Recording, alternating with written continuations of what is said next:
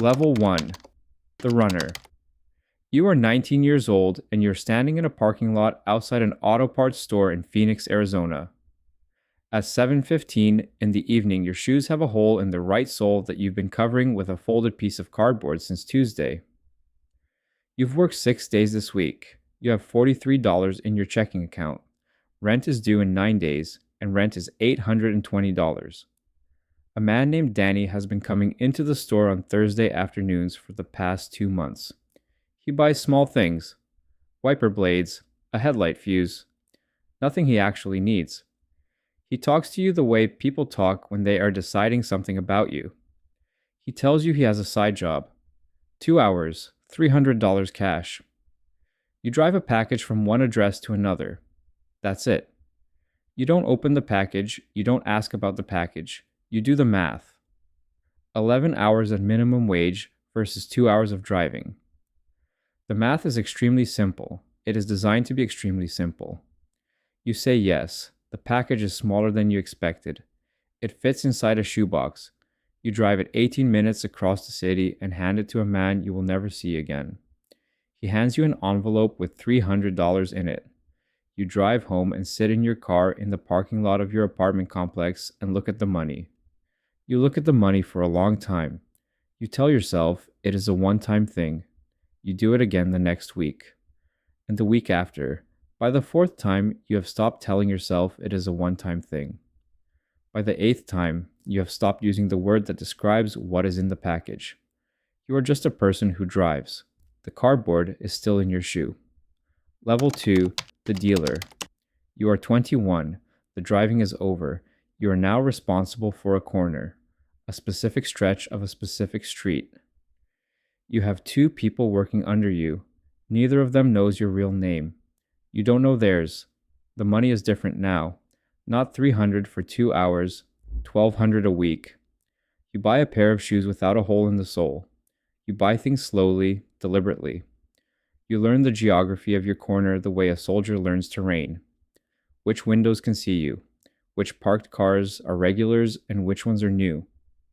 You have not been inside a building where you felt safe in 8 months. You do not name this feeling because naming it would require acknowledging that this is your life now. You have $740 hidden in a shoebox in your closet. Not the original shoebox, a different one. Level 3, the enforcer. Something in you goes quiet at 23 that was not quiet before. You cannot identify when it happened. A night in Tucson, a man who owed the organization money and did not have it, a conversation that resolved itself in a way you had understood was possible, but had not yet experienced directly. You are not the person you were at the auto parts store. That person is still, technically present. He lives in the same body, shares the same name, calls his mother on Sunday. But something got between him and everything else. A pane of glass. The organization uses you for collections now. People who owe money to the organization. You have a conversation. You're not loud. You're simply very clear about the relationship between what they owe and what happens if they continue not paying it. Most people pay. You're 6'2" and you're 23 years old, and you have the specific stillness of someone who has already decided all the difficult things. You make $3,000 a week.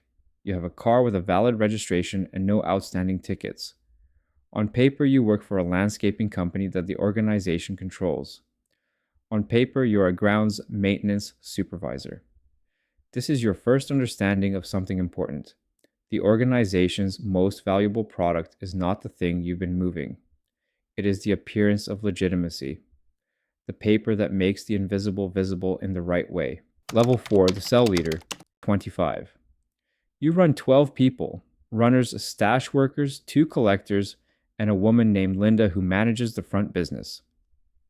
Everyone in this world has an arrangement with reality, and the arrangement is that you don't examine it too closely.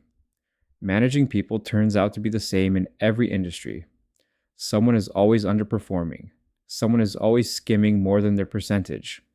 Someone is always creating a problem that becomes your problem. You solve problems, quietly, with the minimum force necessary. Escalation creates noise. Noise creates attention. Your weekly revenue delivered upward is always correct, always on time, always clean. In a system defined by chaos, you are the one variable that behaves predictably. You have $41,000 in a storage unit in Tempe, inside a fireproof safe behind boxes of Christmas decorations. You have another $22,000 in an account that the organization's accountant manages for you. You have your mother's mortgage paid 3 months in advance. You told her the landscaping business is doing very well. She told you she's proud of you. She said it in the specific way mothers say things they want to believe. You don't go home as often as you used to. The pane of glass. Level 5, the money man. 27. You have been moved off the street entirely. You work with money now. Just money. The organization generates cash. Enormous quantities of physical cash. $100 bill weighs 1 gram. $1 million in $100 bills weighs 10 kilograms. Every single dollar of it needs to be explained to a banking system specifically designed to make unexplained cash impossible to use. You manage 6 businesses, a car wash, 2 restaurants, a small trucking firm, a check cashing service, a landscaping operation. These businesses are real. They have employees, file taxes, receive health inspections, maintain Yelp pages. The revenue reported through them is a blend of genuine income and laundered drug proceeds, mixed at a ratio that an auditor reviewing the books would find plausible. You also work with a network of real estate transactions, buying and selling residential properties at prices that allow cash to enter and emerge clean on the other side. You work with a financial advisor who knows precisely what he is doing, who routes funds through a series of investment accounts across 3 states. You understand now that the cartel is not primarily a drug business. It is a financial institution that uses drugs to generate capital. You become very good at this. You have a gift for it the way some people have a gift for music or mathematics.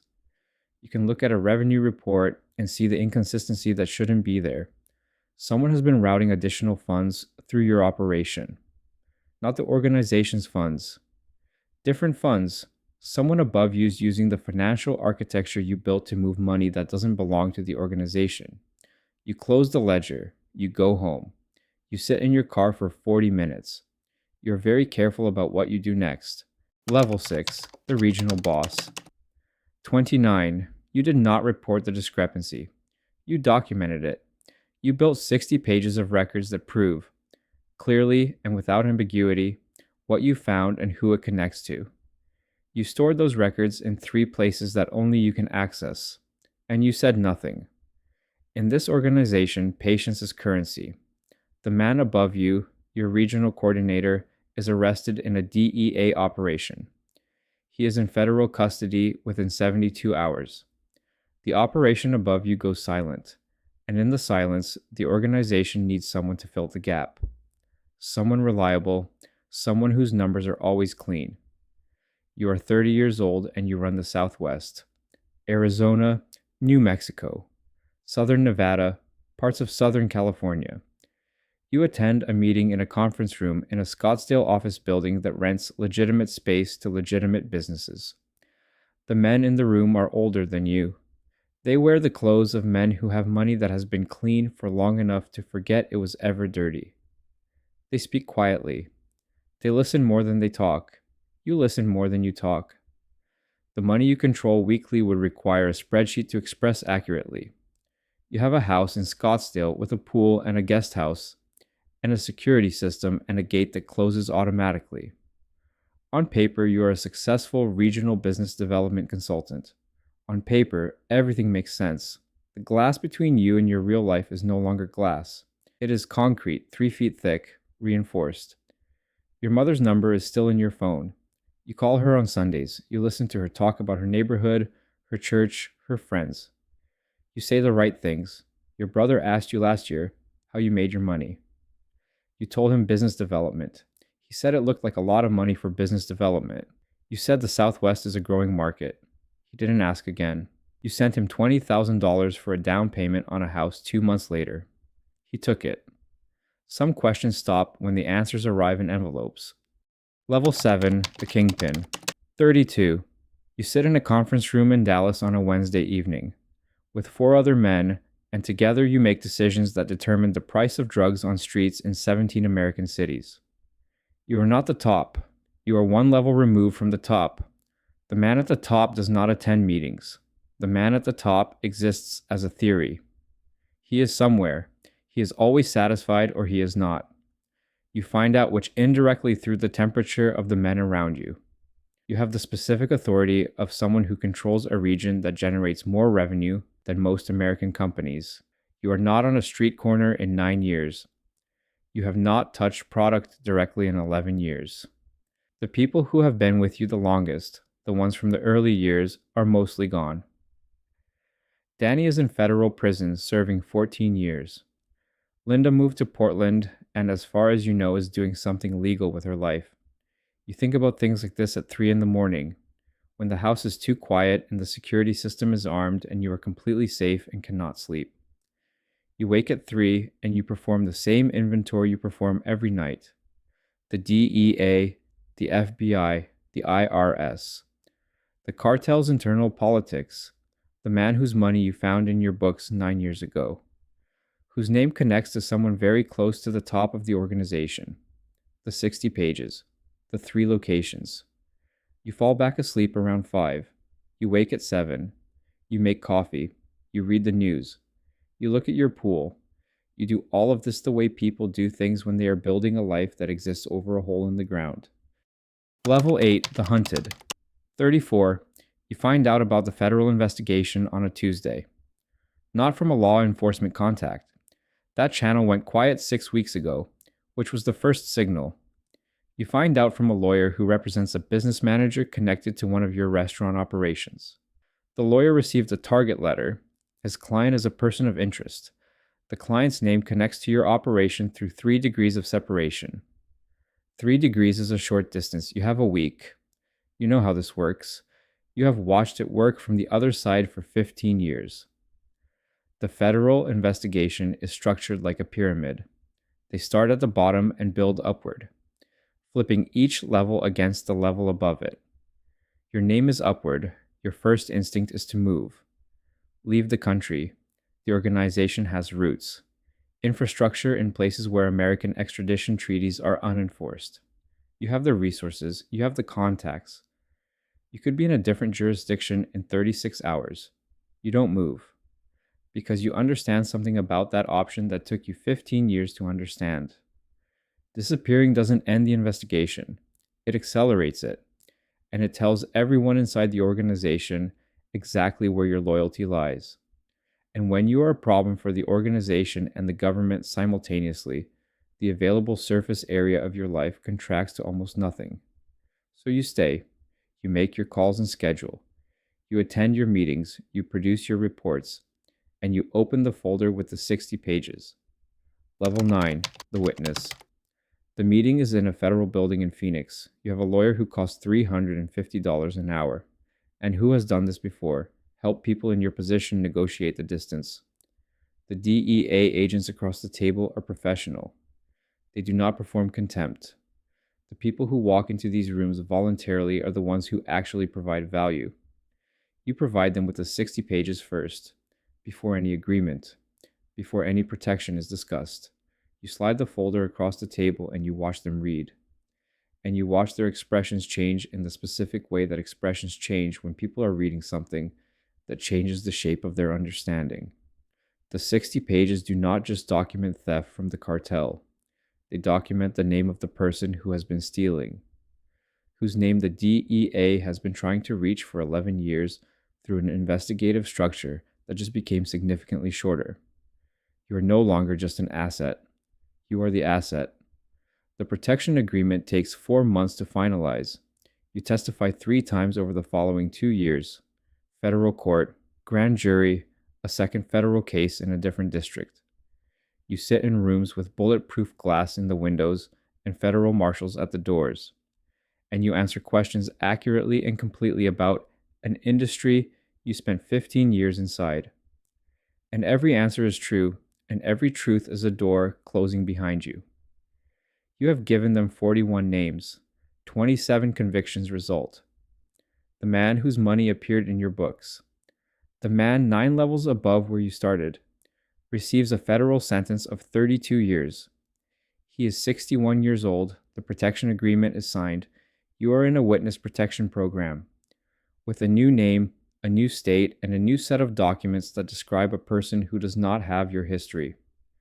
The federal government has given you this person to inhabit. You are expected to become them. Level 10, The Ghost, 4 years later. You live in a mid-sized city in the American Midwest that you will not name. You drive a used car. You work a job that involves your hands. Something straightforward, something that produces a visible result at the end of a day. You eat at a diner near your apartment 3 mornings a week. The waitress there knows your order. She doesn't know your name. She calls you hon. This is the most intimate relationship in your current life. You do not contact anyone from before. Your mother is somewhere you cannot go. Your brother is somewhere you cannot go. You have been told they are safe. You have been told a great many things by people whose job it is to manage what you are told. And you have learned to accept the managed version of reality. You don't sleep through the night. You perform the inventory, DEA FBI, the organization, the names of the 41 people you identified, 27 convictions, 32 years for the man at the top of the 60 pages. You are 39 years old. You think about Danny sometimes, about a Thursday afternoon in an auto parts store and a man who bought things he didn't need. You think about the math he showed you, the simple math. $300 for 2 hours of driving. You understood later that the math was a door, and the doors in this world don't lock from the inside. Somewhere in Phoenix, a man is sitting outside an auto parts store on a Thursday afternoon. He is watching a 19-year-old kid work a register through the front window. The 19-year-old has a hole in his right shoe. The man has watched him for 6 weeks. He gets out of his car. He goes inside. He buys a headlight fuse. He starts talking. The math is very simple. It is designed to be very simple. They always say yes. The cycle begins.